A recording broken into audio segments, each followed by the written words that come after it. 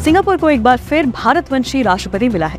भारतीय मूल के पूर्व मंत्री थरमन षणमुगारत्नम ने सिंगापुर के राष्ट्रपति का चुनाव जीत लिया है। षणमुगारत्नम सिंगापुर के 9वें राष्ट्रपति बनेंगे। It feels good.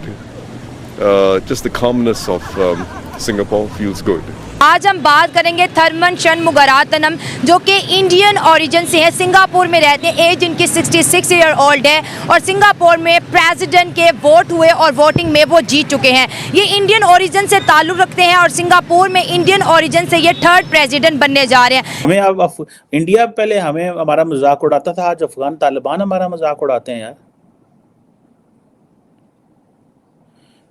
हमारा तालिबान मजाक उड़ा रहे हैं और वो कह रहे ने पाए कि तुसी जनाब वो थे ना जाए जो हालात बड़े खराब ने, वो आग लगी।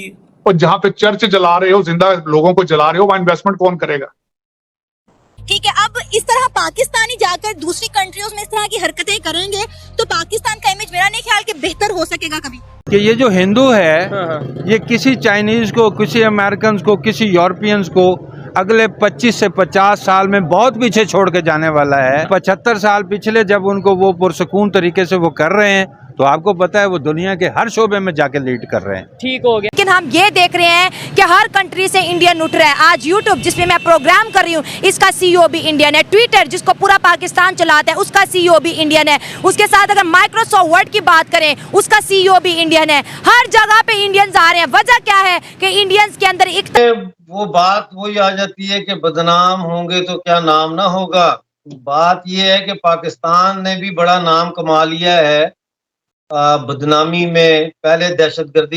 जय हिंद दोस्तों, सभी इंडियंस के लिए एक और खुशी की न्यूज है कि सिंगापुर के नए प्रेसिडेंट इंडियन ओरिजिन के बने हैं जिनका नाम है थरमन षणमुगारत्नम।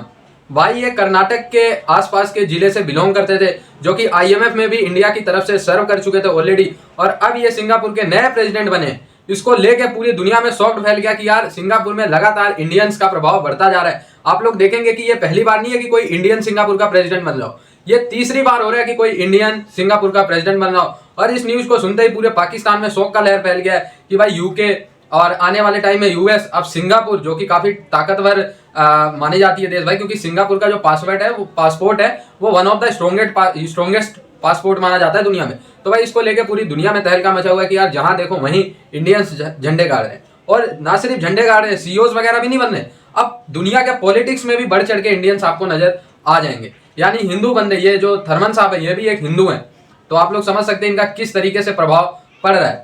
ठीक है, अगर हम बात करें तो सिंगापुर को लगभग आज हम बात करेंगे थरमन षणमुगारत्नम जो कि इंडियन ओरिजिन से है, सिंगापुर में रहते हैं। एज इनकी 66 ईयर ओल्ड है और सिंगापुर में प्रेसिडेंट के वोट हुए और वोटिंग में वो जीत चुके हैं। ये इंडियन ओरिजिन से ताल्लुक़ रखते हैं और सिंगापुर में इंडियन ओरिजिन से ये 3rd प्रेसिडेंट बनने जा रहे हैं। जगह पे इंडियंस ही क्यों आ रहे हैं? सिंगापुर में इंडियन, ब्रिटेन में इंडियन, अमेरिका में इंडियन, बड़ी बड़ी कंपनीज में इंडियन, ITs में इंडियन, हर जगह पे इंडियंस आ चुके हैं। मैम ये बात सच है कि हर जगह पे इंडियन हैं, लेकिन उसकी वजह ये है कि उनका मुल्क, उनके हुक्मरान वो उनको सपोर्ट कर रहे हैं। क्यों? उनके जो बच्चे हैं वो तो पल रहे हैं ना, अपने मुल्क में खुशहाल हैं, वो आगे जाके निकलते हैं, उनको मौके दिए जाते हैं, मिलते हैं उनको मौके। क्यों? उनका मुल्क में तालीम है, वो उनका मुल्क तरक्की कर रहा है। जब हमारे मुल्क में ना तालीम, हमारा तालीमी निज़ाम ही करप्ट है, हमारा तालीमी निज़ाम ठीक नहीं है।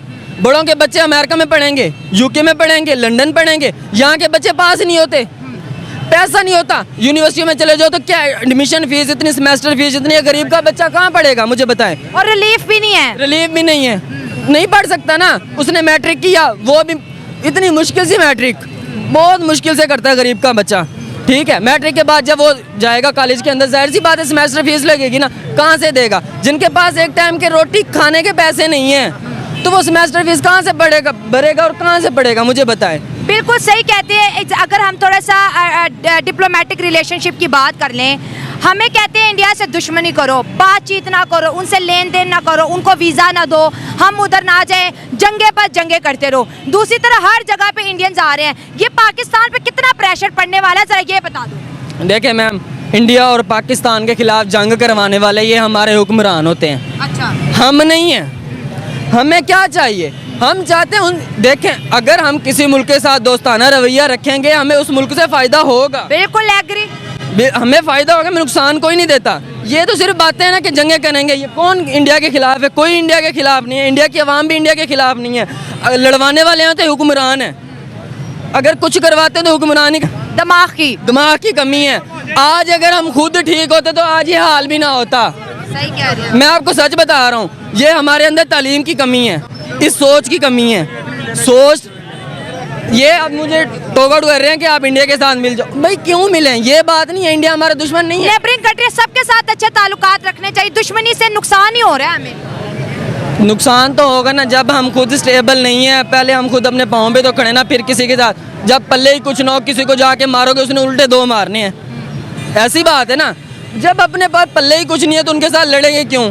पहले खुद मैशत में आगे आओ, फिर जाके उनके साथ दूसरे मुकाबले भी कर लेना। पहले अपने पाकिस्तान को तो नंबर 1 पे ला के दिखाओ ना। नंबर 1 तो जहाँ रह गए उनसे मुल्क से तो आगे निकाल के दिखाओ। तो ये जज्बा तो लोगों में नहीं है। सोच की कमी है। सोच की कमी है। जब हमारे अंदर सोच सही आएगी ना तो हमारा पाकिस्तान भी ठीक हो जाएगा।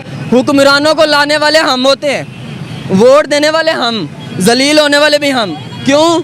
इस चीज़ की कमी है, सोच की कमी है। अगर हम सोच के समझ के वोट दें, किसी अच्छे हुक्मरान का हम इंतखाब करें तो ये मुल्क में हालात नहीं आएंगे।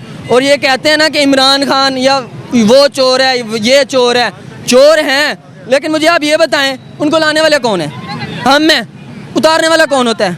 उतारने वाला कोई और है। मुझे बताया ना इस चीज़ का। मैं आपसे सवाल कर रहा हूँ, कौन है?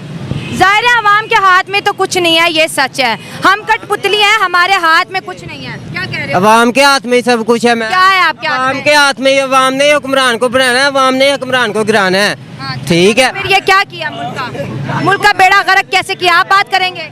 मुल्क का बेड़ा हमने थोड़ी गर्क किया, मुल्क का बेड़ा हुक्मरानों ने गर्क किया। ठीक है, हम तो एतमाद करते हैं, हम तो आप पे भी एतमाद कर लेते हैं। हर जगह पे इंडियंस आ रहे हैं, पाकिस्तानी क्यों नहीं आ रहे? कहाँ पे इंडियन आ रहे? वो सिंगापुर में भी प्रेसिडेंट सदर इंडियन बन गया। अमेरिका का भी जो सदर है इंडियन बनने जा रहे हैं। बरतानिया का जो वजीर आजम है वो भी इंडियन। मैम उनको सपोर्ट है ना, वो उनका मुल्क उनको सपोर्ट करता है। हमें कौन सपोर्ट करता है? हम जरा सा आगे जाते हैं तो हमारे पैर काटने वाले आ जाते हैं। हम कहाँ से आगे जाएंगे?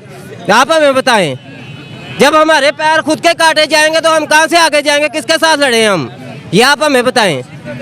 जब तक हमारे ये भाई ने बिल्कुल बात सही कही है कि जब तक हम खुद कायम नहीं होंगे हम किसी के साथ नहीं लड़ सकते हैं। ठीक है, हम चाहते हैं कि हमारा मुल्क भी तरक्की करे, हर जगह हमारा नाम भी हमारा मुल्क तरक्की कर सकता है, लेकिन हमें सपोर्ट की जरूरत है। ठीक है, सपोर्ट की जरूरत है हमें। मैं आपको मुस्तरज बार बता देता हूँ, यहाँ पे मांगने वाले बहुत हैं। ठीक है, लेकिन यहाँ से देख कर गुजर जाते हैं सभी, सपोर्ट कोई नहीं करता है। ठीक है, ये सियासत लोगों की है, सियासत के साथ आते हैं। पैसा है जिनके पास वो आगे आ जाता है। ठीक है, पैसे की खेल है।